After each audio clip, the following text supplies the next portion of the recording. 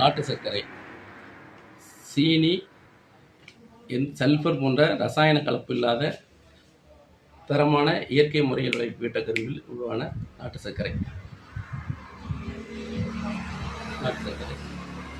இது எங்களிடம் கிடைக்கும்.